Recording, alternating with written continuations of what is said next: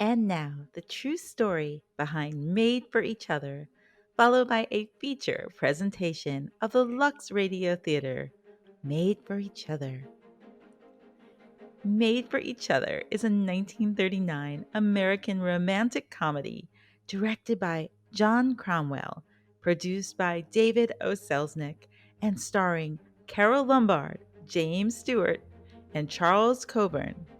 Lombard and Stewart portray a couple who married after knowing each other for only one day. Spoiler alert. John Mason, James Stewart, is a young, somewhat timid attorney in New York City. He's been doing his job well, and he has a chance of being made a partner in his law firm, especially if he marries Eunice, Ruth Weston, the daughter of his employer, Judge Doolittle. However, John meets Jane, Carole Lombard, during a business trip, and they fall in love and marry immediately. Eunice eventually marries another lawyer in the firm, Carter, played by Donald Briggs. John's mother, Lucille Watson, is disappointed with his choice, and an important court trial forces him to cancel the honeymoon. He wins the case, but by that time, Judge Doolittle has chosen John's kowtowing coworker Carter as the new partner. Jane encourages John to demand a raise and a promotion, but with finances tightened by the Depression, Doolittle requires that all employees accept pay cuts. After Jane has a baby, John becomes discouraged by his unpaid bills and by tension between Jane and his mother, who lives with them in their small apartment.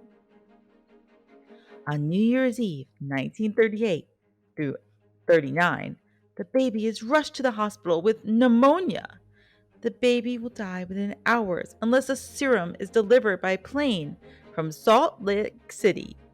Doolittle agrees to provide funding to deliver the serum, but with a strong storm raging and with a wife and children to consider, the pilot refuses to fly. John pleads over the telephone, and the pilot's unmarried friend takes the job. The new pilot almost crashes in the mountains, and the plane's engine catches fire a short distance from New York.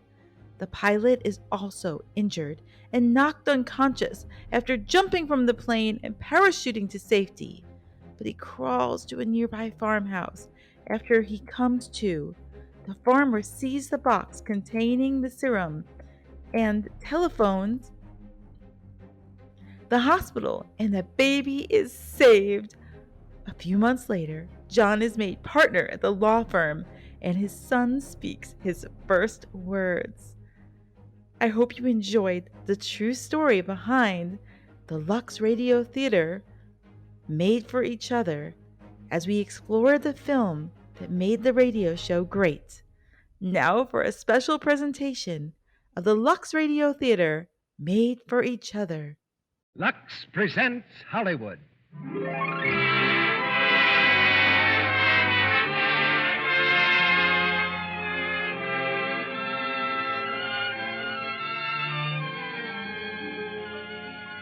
The Lux Radio Theater brings you Carole Lombard and Fred McMurray in Made for Each Other. Ladies and gentlemen, your producer, Mr. Cecil B. DeMille.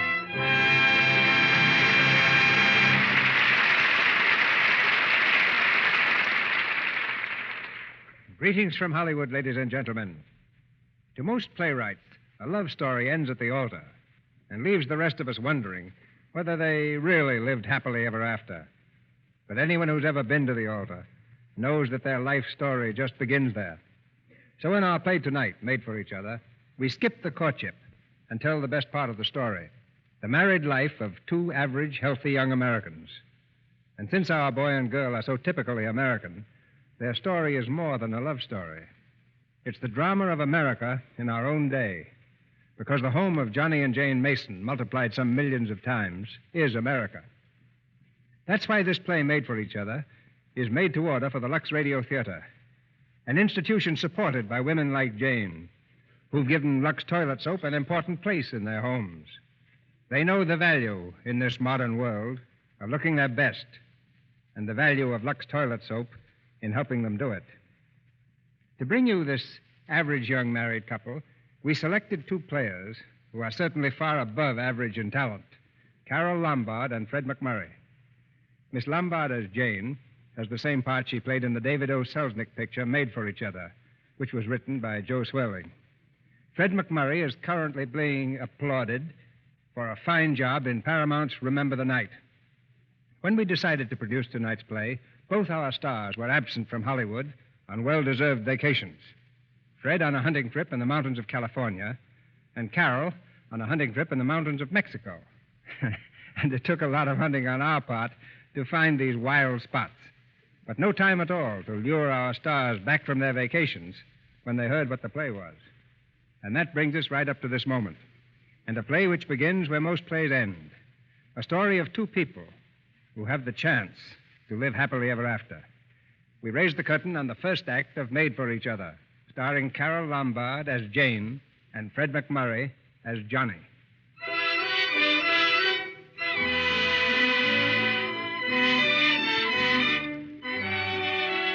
Spring in New York. Welcome sunshine warming the bright streets. A gentle breeze carrying with it a hint of blossoms in the park. And above all this, high in a skyscraper, the law offices of Doolittle, Messerschmitt, Doolittle, and Hutch. Dignity is the keynote of this impressive suite. But on the spring morning in question, dignity is lacking in the extreme, for the whole office force is gathered expectantly at the door. Each person well supplied with rice and old shoes. Suddenly the door swings open, and the office boy dashes in. Hey, he's coming, Johnny Mason. Did you see him? Where is he? He's on the elevator. Get the shoes ready. Where's my rice? Quiet. Shh. Here he comes. Hello, kids. Hey, what's everybody looking at? Fine trick you pulled on us, Johnny Mason. What are you talking about? We were only kidding. Yeah, thanks. Thanks. Hey, wait a second, will you? I just got a guy get married. It isn't unusual, is it? Mason! That's just because a guy happens to get married. Mason! Oh, good morning, Mr. Doolittle. Come into my office. Yes, sir. Just on my way in. Never mind. Come in and close the door. Yes, sir. Well, Mason, what was all that racket out there? Well, they somehow found out that while I was away in Did you get the deposition in the case of Higgins against Higgins? Yes, sir. Here it is. Let me see it. Well, go on. What about that uproar? Well, after I got the deposition, I had a What few hours kind to of spare, nonsense is this? This isn't the deposition in the case of Higgins and Higgins. Oh, isn't it? No. It says to the party of the first part, I love you, signed party of the second part. Oh, it's a note from Jane. She's my wife. Your wife? Yeah, that's what I was trying to tell you. I got married. Oh, you got married. Yeah, it all happened just as suddenly as that. I was strolling up on the common in Boston, and she had a cinder in her eye. A what? A cinder, a piece of, cinder. And she stopped, and I stopped, and that's when I took the cinder out of her eye. And that's when you married her. Yeah, that's right. Oh, not immediately, of course. I had to get the deposition first. That took 2 days. I see. Pretty quick, wasn't it? Yes, sir. I imagine my daughter Eunice will be rather surprised at this. Oh, well, you won't be any more surprised than I was. Well, don't stand there. Get the deposition. Judge Doolittle, when people get married, they usually go on a honeymoon. I didn't. I don't approve of honeymoons. They're a waste of time. Well, you know how women are, Judge, and, well, if it wouldn't inconvenience you, I'd like to have one just for Jane. Well, how about Higgins against Higgins? It'll inconvenience them, won't it? Oh, no, sir. That is, if you'll pardon me, I've arranged a continuance with opposing counsel. Continuance, eh? A sheer waste of time, Mason. All right. Take a week. A week? Well, I'm afraid I couldn't very well make it in a week. You see, we're going to Bermuda. Take 10 days, then. Now, that deposition will have to be... Well, you see, Judge, we were expecting to be gone for about a month. A month? 4 weeks? Yes, sir. Jane's waiting in the car for me now, and I told her we could probably stay down in Bermuda for at least... Now, see here, Mason. Higgins against Higgins is much more important than Bermuda. You'll see all that's necessary in 10 days. It's a very small island. Oh, but 10 days, Judge Doolittle? 10 days. Yes, sir.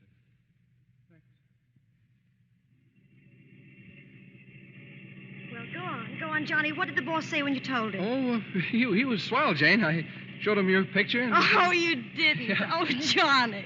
Sure, he was marvelous. He couldn't congratulate me enough. Oh, then you didn't have any trouble about the month off. Well, no, not what you'd call trouble. The only thing is... Well, go on. Well, I didn't get exactly a month. Well, how much did you get? Well, as I say, I didn't get the full month. Of course, if I'd insisted. Well, I know, darling, but how much? Well, I compromised on 10 days. 10 days, Yeah, darling. but I've got it all planned. You see, it takes the boat 2 days to get there and 2 days back. That's a whole 6 days we'll have. A whole 6 days. Oh, I know, darling, but old Granite Puss doesn't believe in honeymoons. And it's not so awful bad. After all, fellas have gone around the whole world in less than that. And a little help with my mother. What'll help with your mother? We won't have to leave her for such a long time. No, when you phoned her this morning, what did she say? Oh, she was fine. Fine. She asked a million questions about me, I suppose. Well, not exactly.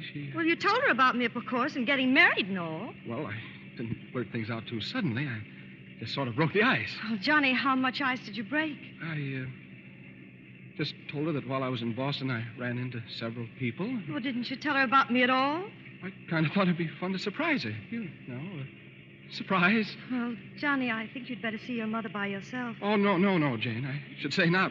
It'll be a breeze. I've got the whole thing planned, move by move. Now, look, we'll just start at the beginning, and I'll tell her that while I was strolling on the common, I met you. So, Mother, after I met Jane and after I got the cinder out of her eye, we walked along together. How interesting, I'm sure. Would you have some more tea, Miss... I didn't catch your last name. Well, I don't think Johnny told you. I will have some tea, thanks. It's delicious. Yes, John. Go on, dear. And then we kept walking some more. And then we went over and had a bite to eat. Yes, go on. We had a bite. And then I told her I was crazy about her. What? What did you say? Well, we were just as surprised as you are, Mrs. Mason. It was love right after the cinder came out. Oh, dear. You know, Miss... My name is Jane. Oh, yes, of course. Jane. John, so young and impulsive. But, Mother, this is different. Jane, my dear, are you visiting relatives here in New York? Well, yes. No, not exactly. I came down with Johnny. From Boston? Together last night? Well, you see, Mother, we thought that since we're engaged... Engaged? Well, I know that must be upsetting to you, Mrs. Mason. It was But what did your family say about it? Well, I have no family. I was going to night school, taking a course in journalism. But she gave it all up when she met me. I'm a sort of postgraduate course.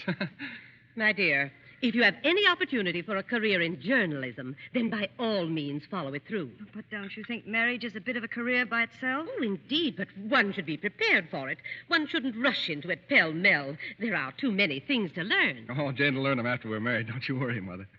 I hope and pray that day won't come for many years. You don't think we should get married?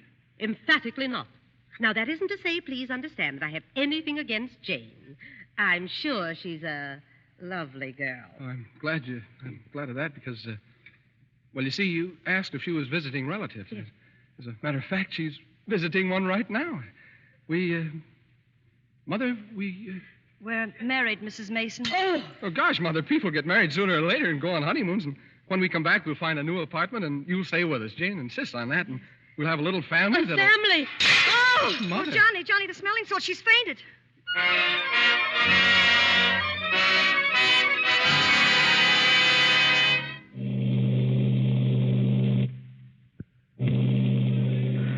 All ashore that's going ashore. Well, it's time for me to leave, I suppose. Goodbye, my son. Goodbye, Mother.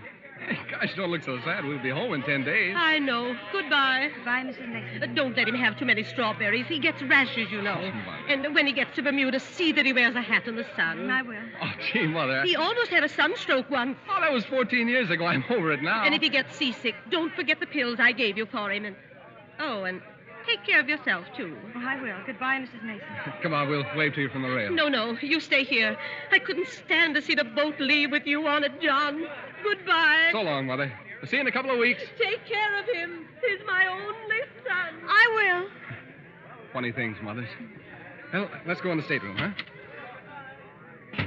Oh, come on, let's unpack. We've got lots to do, darling. No. Let's just sit here and think. You know, this is the first time in my life I've been away from America. Me too, and it's just beautiful, Johnny. Yeah. Jane. What? Remember when I took that cinder out of your eye in Boston? How could I forget it? You know, I threw it away. I should have kept that cinder and put it in a locket or something.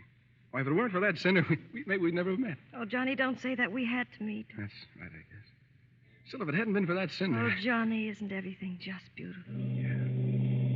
Hey, that's us. We'll pull out pretty soon. Bon voyage, darling. Bon voyage, sweetheart. Oh, Johnny. Johnny.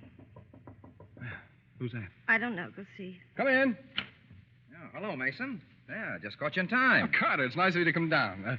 Meet Mrs. Mason, my wife. Jane, this is Carter from the office. How do you do? Happy to know you. Well, Carter? Good thing I got here, Mason. You got just 5 minutes. 5 minutes for what? Get off the boat. Get off the boat. Get off. Don't mind him, dear. He's got a funny sense of humor. Yeah, well, Doolittle hasn't. He sent me down here. He wants you back in the office right away. What are you talking about? Higgins against Higgins. Well, what about Higgins against Higgins? Higgins against Higgins goes on the calendar next week. Oh, Johnny, they can't. Oh, no, Carter. You're mistaken. I got a continuance for a whole month. Yeah, you think you did. The other attorney didn't sign it. Judge Doolittle had the case reset for this week. Sent me down to get you off the boat. Johnny, they can't do that to you. Certainly not. What does old Grannis Putz think I am, a puppet? Some kind of a pawn he can push around like a pawn? Yes. It's out of the question. It's preposterous. Is that what you want me to tell Judge Doolittle? Yes. Oh, now, Jane, wait. Will you excuse us a moment, Carter? Certainly. But you'd better make up your mind in a hurry. That's telling them, Johnny. Sure, but, Jane, I mustn't be too impulsive like Mother says. Higgins against Higgins is my most important case. All right, so it's important, but it isn't as important as our honeymoon. Oh, no, certainly not, but only I don't want to lose my head.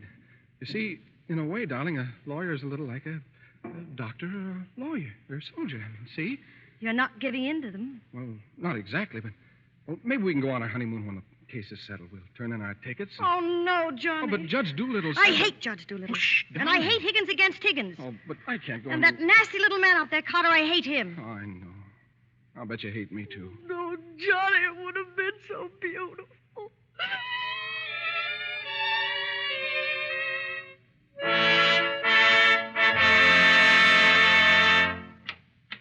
Hello? Anybody home? Johnny, where have you been? I've been worried to death. I got tied up in court. I didn't know whether I'd make it home for the party or not. Well, I'm glad you got here. Did you bring the wine for dinner? Yeah, see, old Granite Puss's favorite brand. Well, hurry. Dinner's at 8, and they'll be here any minute. Yeah, all I've got to do is shave and change my shirt. All right, but hurry. I'm almost ready. Okay, sweetheart, I'm away. Oh, don't use the guest towels. Yours is on the second rack. Okay. How's it been going? No, everything's just lovely. An ultimatum for Manny. This one's final. She's quitting tonight. Tonight? Oh, it's all right. She'll see us through dinner. I don't see why you have so much trouble with servants. I'd like to change places with you someday. It's a trial to get a dinner with a maid like Annie. Hey, what are we going to have for dinner? Roast beef? Roast beef, huh? Zowie, Doolittle's delight. Say, that was certainly a brilliant idea of yours, inviting Eunice Doolittle at the last minute. She's the judge's daughter, isn't she? She and the judge are like corned beef and cabbage. Always come together. Yeah, and that impossible twerp Carter. I suppose you had to ask him, too. Eunice had some sort of a date with him. What could I do? I don't know how I'm going to stand him. I've always had an idea it had something to do with canceling our honeymoon. Yeah, it's going to be different when my name moves up in the door. The law firm of Doolittle, Messerschmitt, Doolittle, Hutch, and Mason. Oh, Johnny, really? Yeah, it's practically up there now. I won the appeal in the Higgins against Higgins. It's sure a thing now. The thing you wanted for years. Oh, you're marvelous, darling. Hey, Gangway, where's my tie? Right there. Gosh, you're dressed. Yes, except for this. Hook me up, darling. Oh, where? Those hooks in the back. Oh. Yeah, pretty nice neck you've got there. As nice as Eunice Doolittle's? What do I know about Eunice Doolittle's neck? Never even noticed she had one. There. Is that all the hooks? Oh, thanks, dear. I'll run out and see how Annie's doing in the kitchen. Okay. And hurry, Johnny. Jane, your guests are here, my dear. Well, good evening, Judge Doolittle. Well, good evening, Mrs. Mason. Good evening. This is my daughter, Eunice. How do you do? How do you do, Mrs. Mason? You know Mr. Carter? Yes, we've met. How do you do? Good evening, Mrs. Mason. Glad to see you again. Well, a little early, I'm afraid. Oh, not at all, Miss Doolittle. It's just 8, and Johnny should... Jane? Yes, dear? You know, I was just thinking, I bet old Granite Puss will be late. Oh. Good evening, Mason. I didn't know. I've got great news for you, Judge. We've got roast beef for dinner. Miss Mason, dinner's ready. Do you want it now or will you eat it cold? Well, shall we sit down?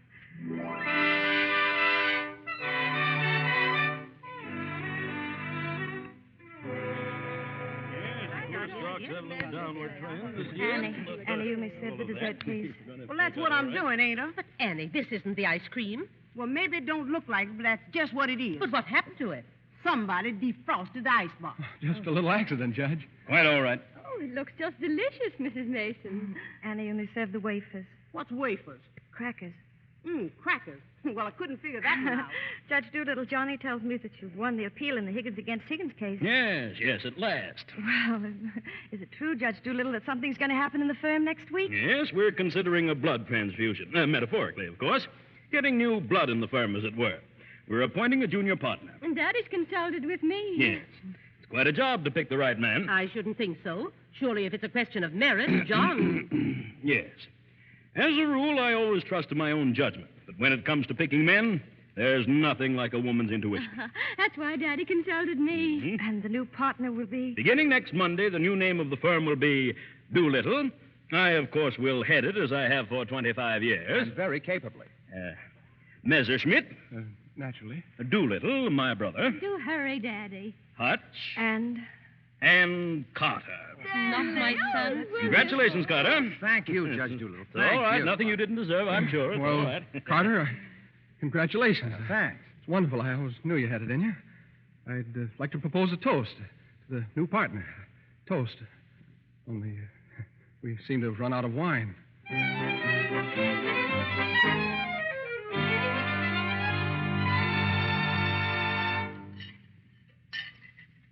Will you give me the platter, Mother? Just hand it over. Be careful, son. Don't cut your hand on those knives. here, might as well wash this, Johnny. Somebody left their peas. It was Judge Doolittle. The dessert dishes are on the sideboard. I'll go get them. John, Gravy sure sticks. I didn't want to say anything. You know I've never interfered. But you must admit now. Yeah? You must admit now that if you hadn't rushed into this marriage, there would have been no question about your getting the partnership. What do you mean, Mother? If you'd have married Eunice Doolittle, and you could have, I know, you would have been in Mr. Carter's place. Look, Mother. Jane has more on her little finger than Eunice Doolittle ever will have if she lives to be 900. Son, Jane. And, Mother, there's something else. I don't like to mention it, but it isn't any too easy for Jane and all of us living together like this. We should remember that and try to understand. But I only had your good in mind when I mentioned the partnership. My partnership with Jane is all the partnership I need. Whether Doolittle or Carter... Me too, Johnny. That's all I need. Must you eavesdrop? Oh, she wasn't, Mother. You're both siding against me. We're not either. No, Mother. Don't you see that Johnny and I have enough? We have each other. You don't understand. I don't understand. No, Mother, I don't think I've we got ought to... all I can bear. Don't add any more. We're not trying to. The dinner was the most humiliating experience of my life. Of course, it was for us, too. Not me. I don't care what they think. And I'll be blamed for it. That's all the consideration I ever get around here. Consideration? You don't need consideration. Jane.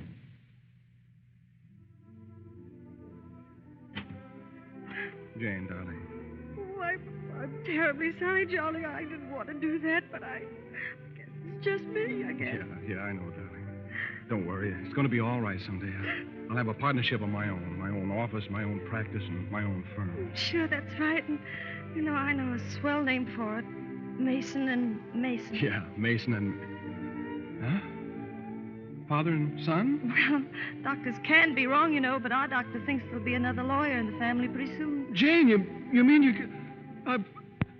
A baby lawyer? Yes. I want him just like you. Oh, Jane. Jane, well, congratulations, honey.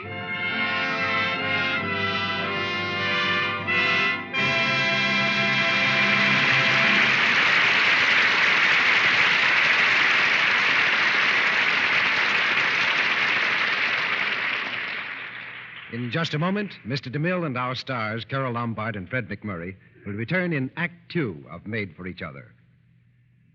When a famous and lovely screen star talks about beauty care, women everywhere listen with attention. You might almost say that beauty is the business of a screen star. Just think of the thousands and thousands of pairs of eyes that take in every detail of her appearance and approve or disapprove. Yes, screen stars must be alert every moment to see that they look their very best. And we know you're going to be interested in a beauty hint from that young charmer of the screen, Anne Sheridan. Here's what she says. I think there's nothing in the world more important to a woman's charm than smooth, soft skin. And that's why no matter how tired I am at bedtime, I wouldn't dream of neglecting my active lather facial with Lux soap. Have you ever tried an active lather facial for a quick beauty freshener during the day and as a regular bedtime beauty care? Anne Sheridan tells you how to do it. First, It's easy to work up a rich, creamy lather with Lux soap. Work it gently into your skin with upward strokes and little pats. second, Rinse thoroughly with warm water, then a dash of cool. and third. Pat your face lightly to dry. Your skin feels softer and smoother. See how fresh it looks. Yes, Lux Soap's active lather gives skin protection it needs for beauty.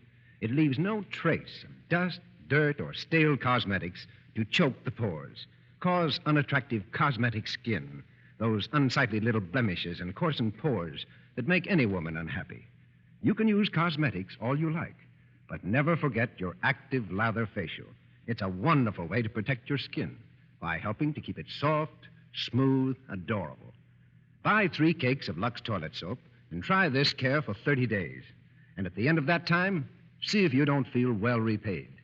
You want to make the most of your looks, don't you? Take a tip from the lovely screen stars, from attractive Ann Sheridan. Remember, 9 out of 10 famous Hollywood screen stars use Lux toilet soap. This soap with active lather. Now, our producer, Mr. DeMille. Act 2 of Made for Each Other, starring Carole Lombard as Jane and Fred McMurray as Johnny.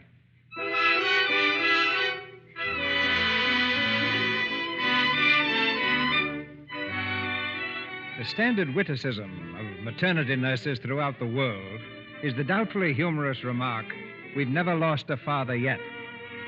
But Johnny Mason, like many fathers before him, is not so easily convinced. His knees are shaking violently, his face contorted with terror as he treads the well-trod hallway of the hospital, awaiting the advent of his future law partner.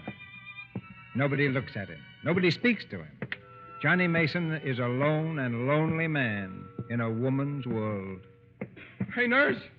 Nurse, will you speak to me, please? Yes, what is it? Look, tell me, how about it? Huh? How about what? How about what? About the baby. My baby. Is he here? Oh, you want to know if he's arrived yet? Well, if you don't mind, yes. Well, it won't be long. And remember, we've never lost a father yet. Just take it easy. Take it easy? With this kind of service? Nurse! Hey, nurse, is that him? Is that my baby? No, and don't you come another step closer. Yeah, but if it's mine... Please, this is not your baby. Oh, all right, but when's my baby coming? Now, don't worry. We've never lost a father. I know, but you'd better be careful this time, that's all. You'll just have to be patient. Be patient? Have you ever been a father? I'll die on my feet if I... Hey, doctor! Is that... What about my baby? Sorry, young man. I'm not your doctor. Have I got a doctor? Why doesn't somebody tell me something? Why doesn't somebody speak to me? Mr. Mason. Won't Mr. even Mason. look at me, a fine thing. Please, are you Mr. Mason? Me? Oh, yes! What do you want? I've been trying to... What's this? This is your baby, Mr. Mason. My a girl? It's a boy. A boy. Oh, Jane, how is... She's fine. Everything is fine. You'd better sit down, Mr. Mason. You're a little pale. Me? Oh, no, I'm fine. I never felt... Oh! Doctor, stretcher, please. We're having father trouble again.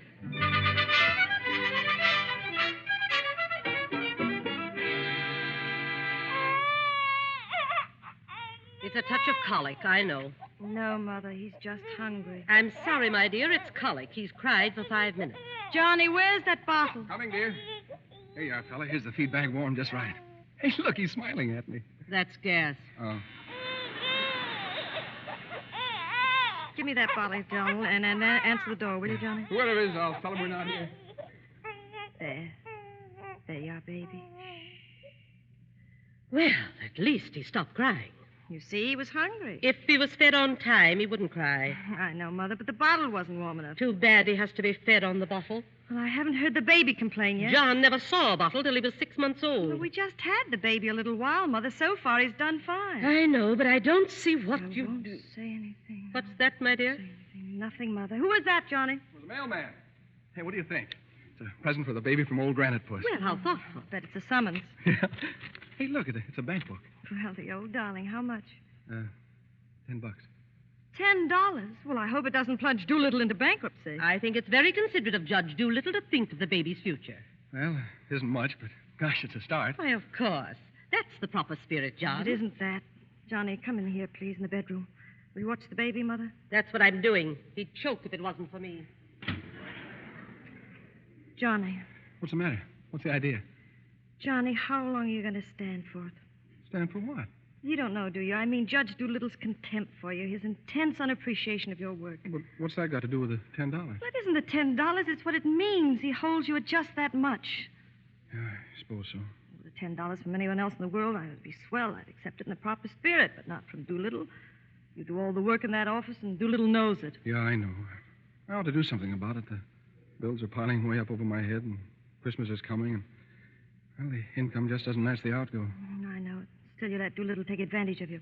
You deserve a raise. Why don't you tell him that? Oh, I'd lose my job. There's Mother and you to think about now. But you won't lose your job. You're too valuable to the firm. If you left, I bet Doolittle would come crawling on his hands and knees begging you to come back. On his hands and knees? You don't know old Granite Puss. Well, I know you. All you've got to do is speak up. Don't ask for your rights. Demand them. What are you, a man or a mouse? I'm a mouse. Darling, you're not either. Do you know what's the matter with you? You're too modest. You don't appreciate yourself. You're not having the things you should have. Well, neither are you. Remember when I got you that wedding ring?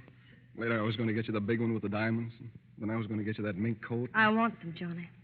Probably have to wait 300 years. No, I want the ring now, fur coat now, and I want a honeymoon in Bermuda. And an apartment large enough so the baby doesn't have to sleep in the dining room. You can get them for me, but first you've got to get what's coming to you. If I only knew how to go about it. I'll tell you how. You just walk into Doolittle's office and you say, Judge Doolittle, there's something I've got to say to you right now. What'll he say? He'll say, sit down, Mason. What is it? And you will say, Judge Doolittle, I've been working for you now for 5 years. I've given you all that's in me, every ounce. Yes, and then he'll... No, wait. He'll say there's no doubt about it, Mason. I've never questioned your ability or your loyalty. I'll save. All right, Judge Doolittle, what are you going to do about it? Oh, I hate to think what'll happen then. Do you know what'll happen? He'll say, Mason, what do you expect me to do? Darling, just put it to him flatly.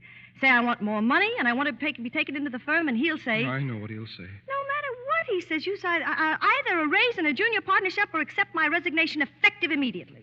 Effective immediately. I'm going to do it. One of these days, I will. One of these days is tomorrow at 10 a.m. Yeah, but how am I going to go in? Let's start at the beginning, darling.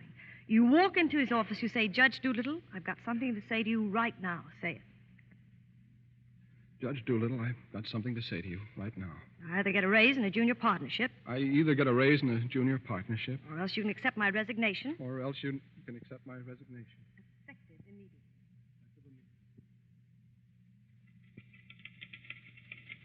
Effective immediately. That's right. Effective immediately.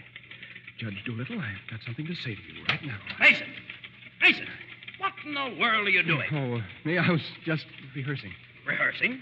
Yes, sir. It's very important, sir. Well, it's more important that you answer your buzzer. I've rung 3 times this morning. Come in here. Sorry, I guess I must have been busy rehearsing. Sit down, Mason. Sit down. Judge Doolittle, I've been working. Just what I want to talk to you about. Sit down. Yes, sir.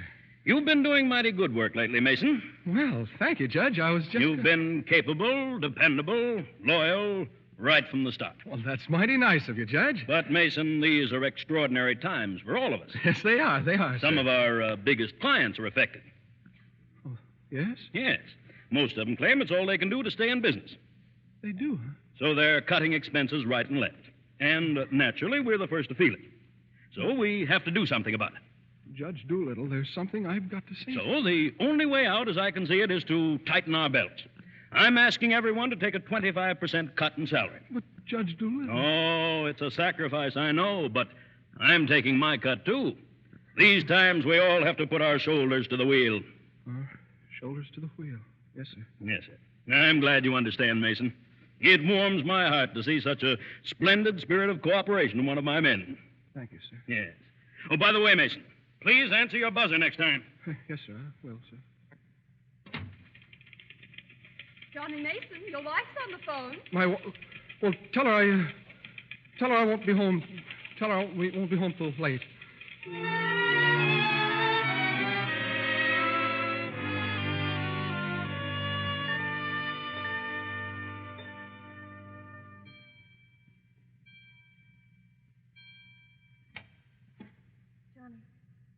Johnny, is that you?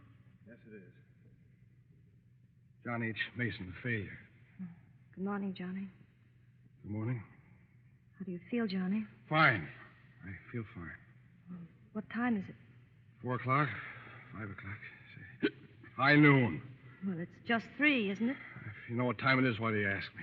What difference does it make what time it is? I feel fine. You'd better go to bed, Johnny. You have to tell me like a child? Are you going to sleep? Sure, I'm going to sleep. Do you think you'll be comfortable? Certainly I'll be comfortable. You're sure you'll be comfortable? Sure, I'm sure I'll be comfortable. Well, don't you think you'd be more comfortable if you took your hat off? Oh, maybe. Can I help? I don't need any help. I feel fine. Well, what are you looking so funny about? Better go to sleep, dear. Better get in bed. Am I comfortable? How do I feel? You'd think I committed a crime. You'd think I was on the witness stand. Man comes home looking for a little peace and quiet, and what happens? Why didn't I phone you from the office? Why didn't I come home to supper? A million questions fired at me. I ran into Doolittle this afternoon. I was out for a walk with the baby. He was in the park. All right. Come on, let me have it. Tell me what you really think of me. Tell me I'm a failure, a weakling. Tell me what a rotten worm I am. Tell me... Oh, Jane. Oh, Johnny, you fool. What does it matter if you get a raise or a partnership or anything? Oh, Jane, I let you down. I'll always let you down. I'm no good. Johnny, don't say that. It was my fault for interfering. I'll never do it again, never. We don't need anything. We've got each other. You're all I have and all I want. Please, if you feel bad, I'll die. Jane. Oh, Johnny, look at me and tell me you don't feel bad. Jane, I don't feel bad. I feel fine. Honest, I do. Oh, Johnny, the next time you go out and get blasted, you better take me along with you or I'll get a divorce. If you do, you better get a good lawyer. Well, I've got a good lawyer.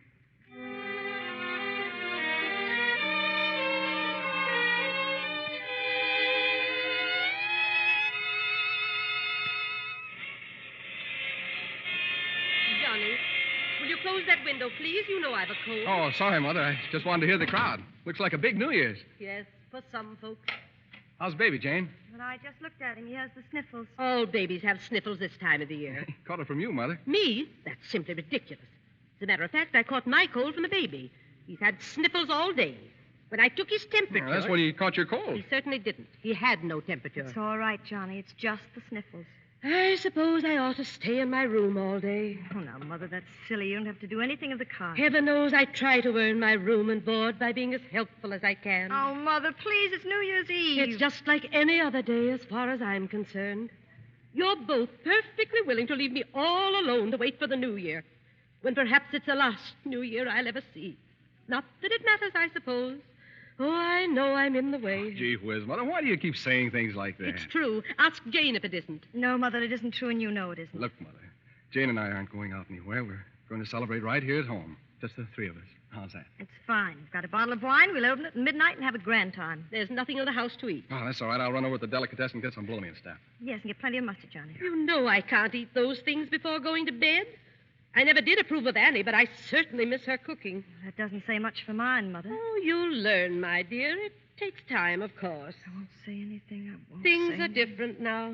When I was married, all well-brought-up girls knew about cooking. Oh, Mother, please. Why, Jane, what is it? I can't cook. I can't keep house. I don't know how to bring up a baby. No, Jane, don't. Sure, I don't know what you're talking Oh, about. yes, you do. You resented me from the first moment you saw me. You resented me because you wanted Johnny to marry Eunice Doolittle. My dear, I never said anything like that. Well, you've hinted it often enough. I've done nothing of the sort. But they were engaged. Mother, I was never engaged to Eunice Doolittle. Not what you call engaged, And perhaps. even if I were, you shouldn't keep mentioning it to Jane all the I time. can't understand why she's so touchy about it. Touchy, that's why you hate me. Jane, stop it. Now, let her go on. She can say anything she likes. I know my place here. I'm only a guest, an unwelcome guest. Oh, please. What's the matter with you two? There's nothing the matter with me. I never interfere. It's her house. Please, Mother. It's not my house. Now, Jane, I please. do the best I can to help. I'm a stranger around here. Everything I say is wrong, and everything I do is Jane, wrong. will you... Because I happened to mention that John and Eunice Doolittle... Oh, were- stop it. Stop it, both of you. Very well. I won't say another word. There. You see what you made me say to Mother? Well, you've said it to me, too. Don't I count? Sure you do, Jane. Only Mother's an old lady. We won't have her with us very long. Why can't you get along with her? Well, why can't she get along with me? Because she hates me. You don't know how it is. You're at the office all day between taking care of the baby, the house, cooking, and listening to her criticize everything I do. I can't stand it anymore. All right. Then you don't have to. Johnny, where are you going? I'm going out. Where, Johnny? Oh, I don't know. Anywhere so as long as I get away from all this wrangling. Well, wait a minute. Don't you want me to go with you? Well, can't you understand a man wants to be alone once in a while? Well, I'm sorry, Johnny. Really, I am. You don't have to apologize. Would you rather I didn't come with you? Well, all right, Johnny. I don't mind. You go along and have a good time. Oh, come on along if you really want to. You sure you don't mind? Certainly I don't mind. We'll have a good time. You just wait and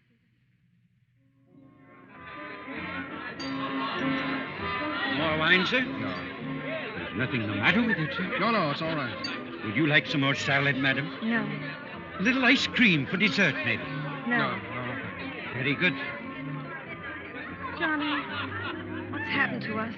This isn't like last New Year's Eve. I know. What is it?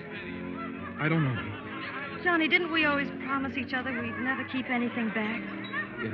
Well, then why didn't you tell me? I've tried to, but it won't come out. What do you want to say? Well, maybe I played a dirty trick on you when I took that cinder out of your eye. Did you? You'd never have had to marry me if that hadn't Well, happened. don't say that, Johnny. All my life, when I've had anything to face, I'd run away from it. But I'm not going to run away from this. I want to face it. What have I done up to now? I've been a failure. Oh, Johnny, no. Yes, I have, Jana. A failure. I've gotten nowhere at the office. I've gotten in debt, and now it looks like my marriage goes on the rocks. No, Johnny, we can get a hold of ourselves. It's been my fault, too. No, I've been the one that's made the mess of things. Everybody knows it. Why, even my own kid has to sleep in the dining room. I made a household drudge out of you. Johnny, I love being a household Yeah, drudge. I know. You're tied down, Jane. You're tied to the house and the baby. Maybe we shouldn't have had him.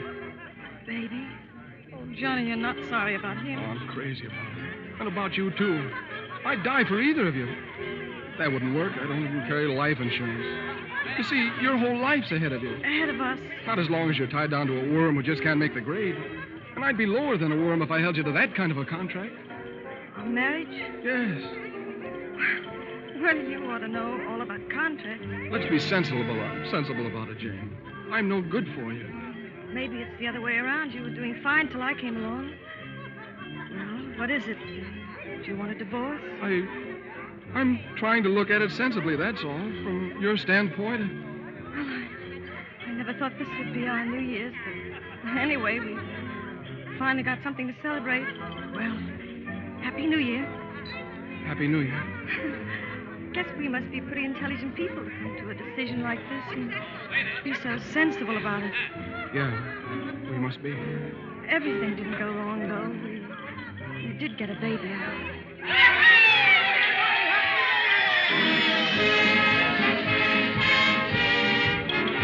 Well, the New Year's here. I think I'll go call up the house and see how the baby is. There's a phone in the booth in the lobby. I'll go with you. No, I'll come right Oh, but back. Jane, wait a minute.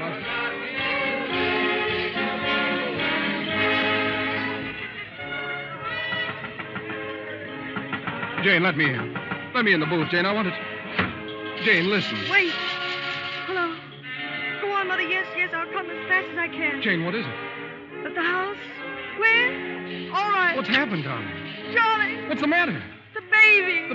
What's the matter, Jane? They've taken him to the hospital. Something's happened. Oh, hurry, Johnny. Hurry.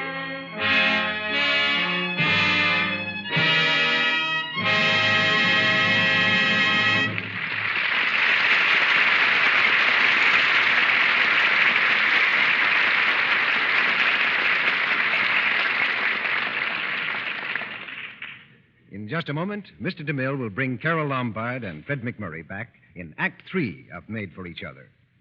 But right now, I'd like to tell you a little story about Joan Blondell, one of Hollywood's most lovable and charming stars.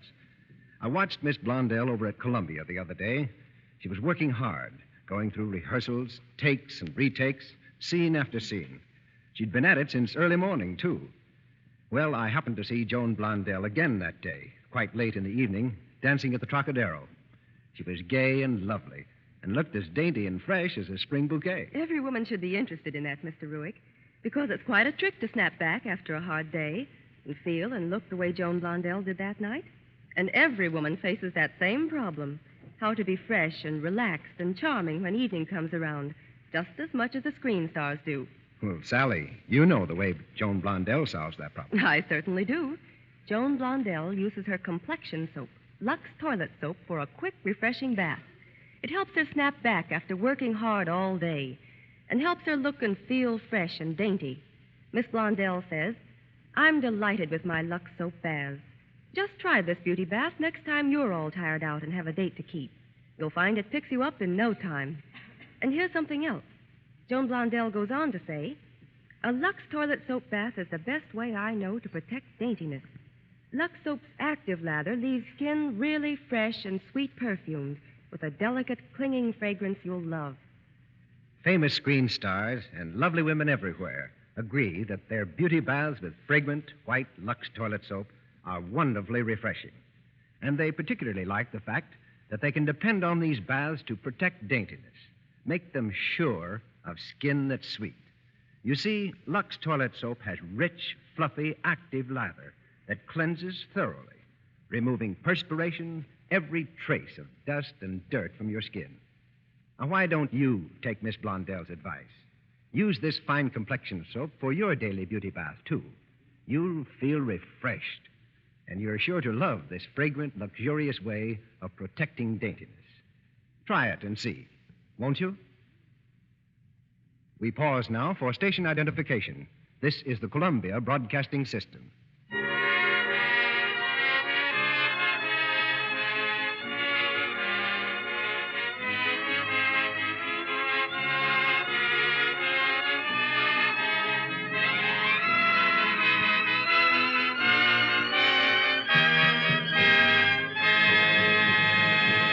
The curtain rises on Act 3 of Made for Each Other.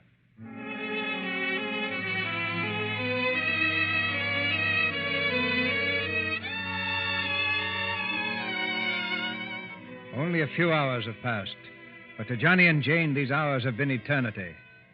In the waiting room of the hospital, they sit close together, hardly trusting themselves to speak, while just down the hall, their baby fights for life with every breath. At last, the door opens and the doctor enters, his face grave. Dr. Healy. How is he, Doctor? Well, Oh, tell us, please. I'll tell you exactly what the microscope told me. Your baby has pneumonia, type 14. I'm afraid I can't give you much help. Oh, it's that bad. Yes. There's a new serum which has worked in cases of this sort, however. The hospital is trying to get it. Trying to get it? There's none in New York. We've called the laboratories in Salt Lake City for a supply to be sent by air as soon as possible. How soon will it be here? I wish I could say. We've just been advised that a storm is raging in that section.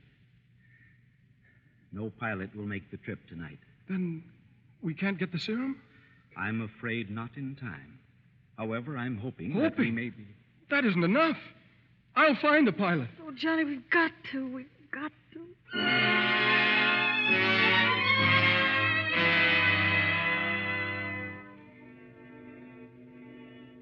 Hello. Hello, is this the Salt Lake Airport? Well, my name's Mason. I'm in New York City, and my baby... Oh, you know about it, huh? Well, is the serum at the airport? Well, when can you leave? Tomorrow. No, you've got to leave tonight. The baby needs it now. Huh, all right. Will they bring it, Johnny? He's talking to somebody else. Hello. What? $5,000? Sure, I can get it. It'll be at the Newark Airport waiting for you. Will you start right away? Well, try, will you? Okay. Johnny, $5,000. I know, but I'll get it. You stay here, Jane. If I gotta rob a bank, I'll get it. I'm coming through this time.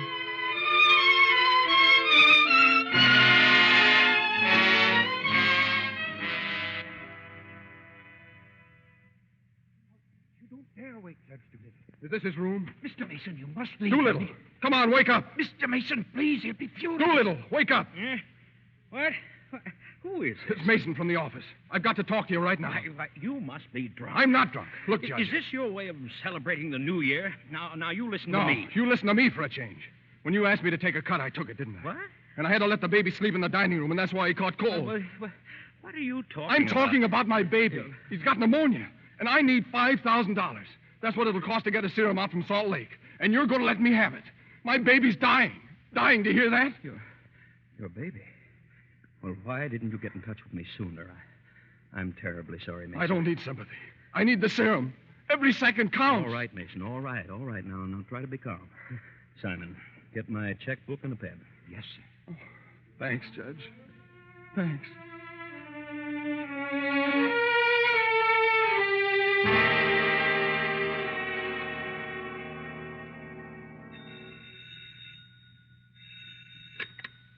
Salt Lake City Airport, Hatton speaking. Okay, put him on. Hey, Conway, the bug in New York wants me to fly a plane there. Tell him he's nuts. We couldn't get a ship off the ground out here. Yeah, and that ain't never... Hello? Hello, yeah. Yeah, Mr. Mason. The serum's here in Salt Lake, but why did it seem impossible to take off? Well, what can I do? I know how you feel. I gotta take... Listen there. What can you do with a guy like that? Here, give me that phone. I'll tell him. Wait a second, Mr. Mason. Conway will talk to you. Now, look here, Mason. What do you think this is, a suicide club? You can't expect any guy in his right mind to fly a plane in a night like this. Tell him the weather's thick as soup. Yeah, I know, Mason. But a ship in a storm like this one wouldn't stand a chance of getting through. Now, look. Huh? What? He smoked. The guy's crying. Hey, now, wait a minute, buddy. Wait a minute. Take it easy. Take it easy. Hold on a minute. Hatton. Yeah. Hatton, will you let me borrow your plane? Are you crazy? You ought to know how it is. You've got kids of your own. I'll give you half the money if you loan me the crate. Suppose you crack it up. Then you can keep the whole 5. I won't need it. Okay, Conway, but you're nuts. Hello, Mason? Mason, relax. I'll highball her into New York tomorrow.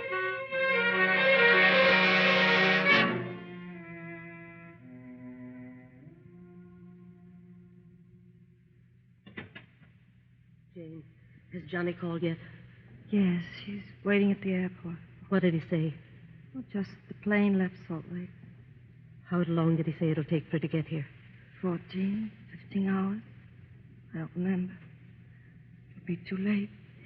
Shall I get you a coat, dear? Oh, the doctor says he's going fast. Here, dear. Put my coat around your shoulders. If my baby dies, I want to die, too. Jane, dear, you mustn't feel that way. Oh, I can't help it. You mustn't let John know how you feel. He loves the baby, too. As much, almost, as he loves you. Poor Johnny, he'll be so lonely at the baby. He'll have you, Jane, and you'll have him. And you can't be lonely, either of you, as long as you have each other. What? You know when you're lonely, really lonely, when you've no one to share things with, not even a loss. Mother. That's when you're really lonely.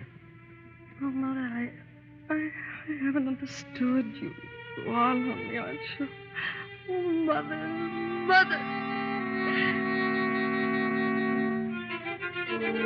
Rock Springs, Wyoming. Conway calling Rock Springs, Wyoming. Conway in a commercial NC24 over Rock Springs. Relay this message to Newark. Blizzard increasing. Ship icing up. Making detour south toward Denver. Conway calling Denver. Emergency. I'm in a bad downdraft. Losing altitude. Visibility 0. Can't even see my wingtip. Relay Newark. Conway calling Denver.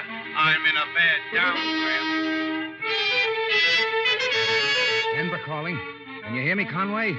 Come in. Come in, Conway. Denver calling Conway. Denver, Colorado, calling all stations to Newark. Stand by to try contact commercial NC24. Emergency. Lost contact with Conway in middle of message. Try contacting him and relay all messages to Newark. Denver.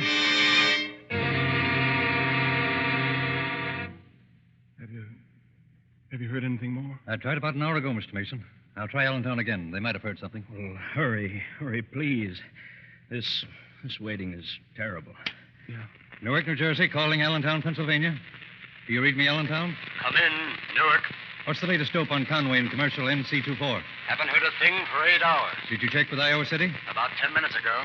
And they just checked with Omaha. No word of any kind? Not a thing's come through. Let me know right away if something does. Okay. That's it, Mr. Mason. Well, do planes go this long unreported? Longer sometimes, Judge Doolittle. It's an everyday occurrence in weather like this. Of course.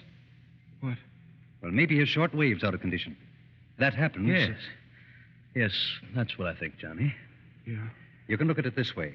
It stands to reason Conway got out of the low-pressure area when he passed the Rockies. Why, certainly it stands to reason.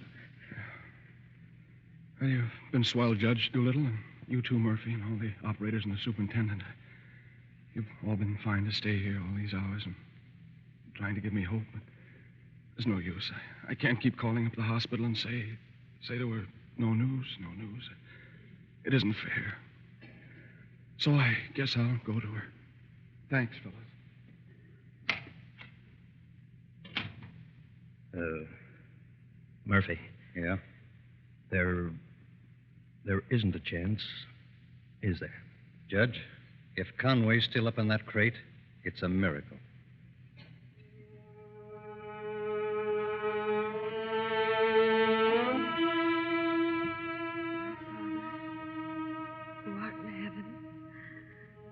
be thy name, thy kingdom come. Thy will be done on earth as it is in heaven. Give us this day our daily bread. Oh, can't. I don't know how. And forgive us our debts as we forgive our debtors. Johnny, you've come. And lead us not into temptation, but deliver us from evil. For thine is the kingdom, and the power, and the glory, forever. For thine is the kingdom, and the power, and the glory, forever. Oh, Johnny, I don't know how. I've forgotten how to pray. Just ask him, darling. He'll know what you want. Oh, dear God, you know how much he means to Johnny and me. We've only had him such a little while, and we want to see him grow up to be a man. Oh, please help our little baby. He's so small, so helpless. He can't do anything for himself, and we can't seem to do anything for him. Oh, please.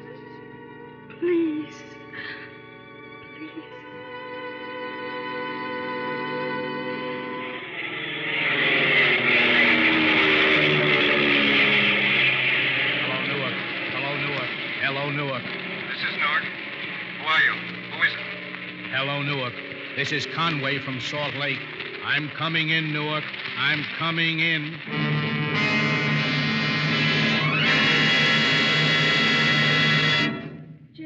Johnny, Jane, my dear. Mother, what is it? Dr. Healy, Mrs. Mason. Is it all over? No, my dear, it isn't all over. The baby's sleeping soundly, normally for the first time. Johnny, did they tell you the news? Conway got through with the serum. What? Judge Doolittle brought her to the hospital himself. Oh, Jane. The baby's going to get well. We administered the serum as soon as it arrived. He's picked up amazingly. He's going to be well. Oh, Jane. Dear God, thank you. Thank you.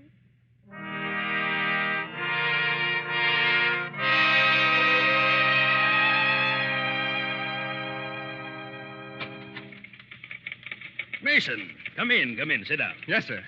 Mason, I want to congratulate you on the handling of the Higgins against Higgins case. Yes, thank you. But you see, our boat leaves in an hour. Higgins and Higgins are so pleased they've decided on us to settle the second case, which they're filing tomorrow. A second case? Yes, and I'd like to have you try it, my boy. Oh, but Judge Doolittle, I can't. I've got reservations. We're sailing this afternoon. Jane and I are going on our honeymoon. Come outside a minute, Mason. Judge Doolittle, Jane and I are due at the... Jane, what are you doing here at the office? Look, Johnny, I brought the baby down to show you how... Follow me, both of you. All three of you. Well, darling, why did you bring Johnny? We've got to be at the dock. Will you stop for a minute? I've got to still tell you something about the baby. Here we are. Over here, Mason. Look. But what? At the door, look. Read it. On the door, my boy.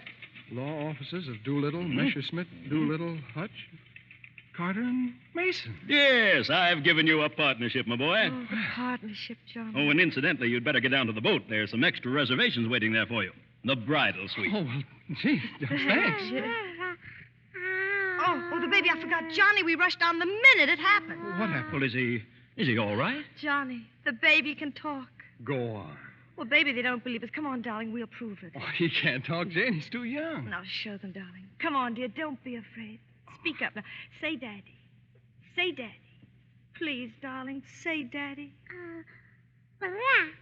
Gee, I thought you were kidding.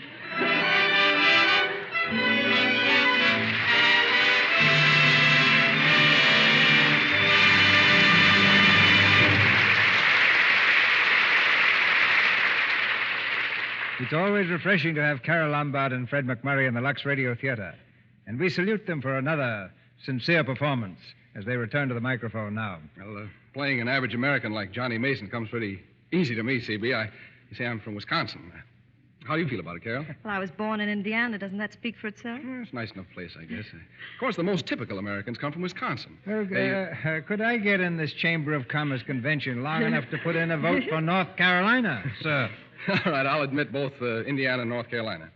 I guess a typical American is pretty much the same anywhere. If his wife comes home in a funny hat, he worries until he sees another one just like it. Or if he's driving somewhere in an automobile, he won't stop and ask directions until he's good and lost.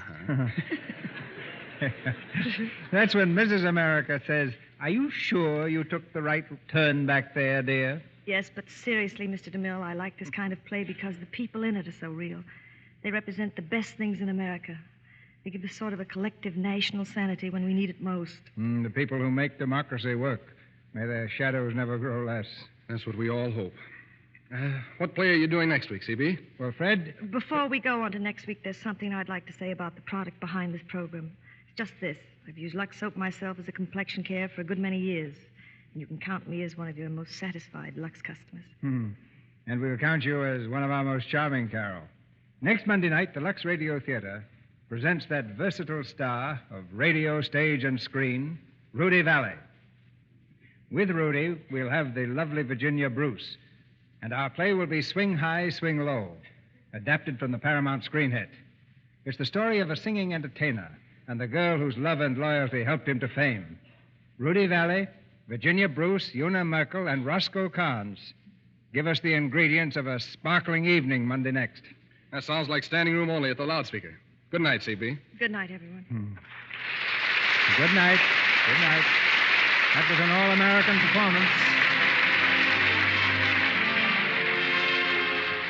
Our sponsors, the makers of Lux Toilet Soap, join me in inviting you to be with us again next Monday night when the Lux Radio Theater presents Rudy Valley, Virginia Bruce, Una Merkel, and Roscoe Carnes in Swing High, Swing Low. This is Cecil B. DeMille saying good night to you from Hollywood.